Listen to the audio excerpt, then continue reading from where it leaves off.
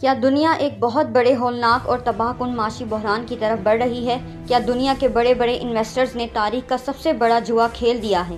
اور کیا اس جوئے کی قیمت ایک بار پھر دنیا کے عام اور معصوم شہریوں کو چکانی پڑے گی؟ یہ وہ سوالات ہیں جس نے اس وقت پوری دنیا کے مالیاتی نظام کو ہلا کر رکھ دیا ہے۔ صرف ایک ہفتہ قبل دنیا کی سب سے بڑی انویسٹمنٹ فرمز میں سے ایک اپولو کے آفس میں کیا ہوا؟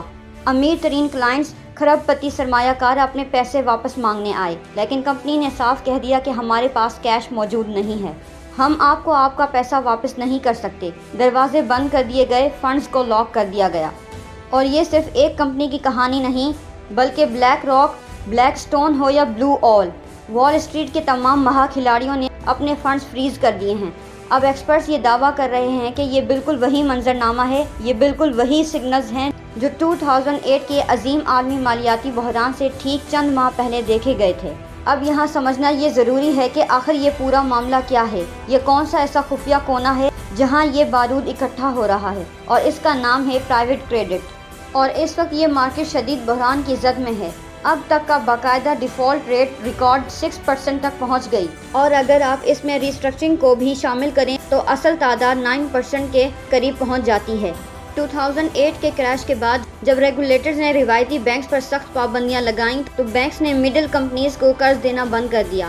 اب اس اسپیس کا فائدہ اٹھایا ان پرائیویٹ فنڈز نے، انہوں نے بند کمروں میں بغیر کسی پبلک کاغذی کارروائی کے اپنی مرضی کے شرائط پر کمپنیز کو ڈائریکٹ قرضے دینا شروع کیے، اور دیکھتے ہی دیکھتے یہ مارکیٹ $2 ٹریلین کی ایک خوفناک مشین بن گئی۔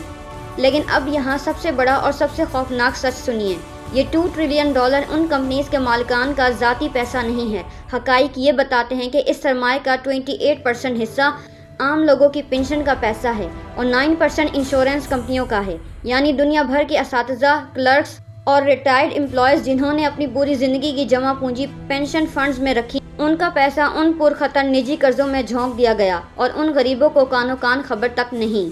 لیکن اب یہ سسٹم فیل کیوں ہو رہا ہے؟ یہ ٹائم بم پھٹ کیوں رہا ہے؟ اس کی بنیادی وجہ ہے فلوٹنگ انٹرسٹ ریٹس۔ ان فنڈز نے کمپنیوں کو جو قرضے دیے وہ بدلتی ہوئی شرح سود پر تھے۔ اب جیسے ہی دنیا بھر میں مہنگائی بڑھی، انٹرسٹ ریٹ اوپر گئے، ان قرضوں پر سود کی لاگت دگنی ہو گئی۔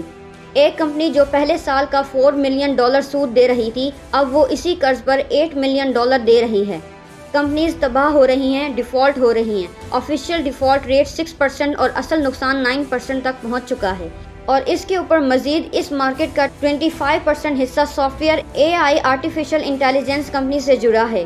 اب انویسٹرز کو یہ خوف کھائے جا رہا ہے کہ یہ ٹیک کمپنیز آج اربوں ڈالر کی لگ رہی ہیں، وہ 3 سال بعد مارکیٹ میں رہیں گی بھی یا نہیں۔ جب انویسٹرز کو اس بات کا اندازہ ہوا تو وال اسٹریٹ پر بھگدڑ مچ گئی، ہر کوئی اپنا پیسہ نکالنے کے لیے بھاگا، لیکن فنڈز کے پاس دینے کے لیے کیش ہی موجود نہیں تھا۔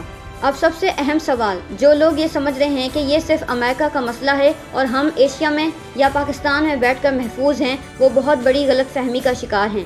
حقائق یہ بتاتے ہیں کہ سنگاپور، ساؤتھ کوریا اور ہانگ کانگ کے بڑے بڑے ساوریجن ویلتھ فنڈز اور پینشن سسٹمز نے زیادہ منافع کے چکر میں پچھلے دروازے سے اسی پرائیویٹ کریڈٹ میں کھربوں روپے انویسٹ کر رکھے ہیں۔ جب نیو یارک میں فنڈ فریز ہوتا ہے تو اس کا سیدھا جھٹکا ایشیا کے شہریوں کے ریٹائرمنٹ سیونگز کو لگتا ہے، اور اگر آپ ایک انٹرنیشنل بزنس مین ہیں اور ایک انٹرپرینیور ہیں تو یہ بحران آپ کو کیسے ہٹ کرے گا؟ جب بھی وال اسٹریٹ پر ایسا پینک آتا ہے تو انویسٹرز اپنا پیسہ نکال کر محفوظ پناہ گاہ یعنی $US کی طرف بھاگتے ہیں۔ نتیجہ کیا نکلتا ہے؟ ڈالر اچانک شوٹ کر جاتا ہے اور آپ کی مقامی کرنسی کریش کر جاتی ہے۔ آپ نے سپلائر کے ساتھ جو ڈیل ہفتوں پہلے فکس کی تھی، اس کا پورا پروفٹ مارجن صرف ایک رات کے اندر کرنسی کے اتار چڑھاؤ کی نظر ہو جاتا ہے۔ آپ کی کوئی غلطی نہیں ہوتی، لیکن آپ کا کاروبار ڈوب جاتا ہے۔ یہی وجہ ہے کہ بہت سے فائنینشیل پلیٹ فارمز اب یہ گائیڈ کر رہے ہیں کہ اگر آپ انٹرنیشنل بزنس کر رہے ہیں تو اپنے ایکسچینج ریٹس کو پہلے سے لاک کیجئے، تاکہ وال اسٹریٹ کا کوئی بھی پینک آپ کے منافع کا فیصلہ نہ کر سکے۔ پرائیویٹ کریڈٹ کیا روپ بدلے گا؟ کیا ریگولیٹرز اس تباہی کو روک پائیں گے، یا دنیا ایک بار پھر 2008 جیسے معاشی اندھیرے میں چلی جائے گی؟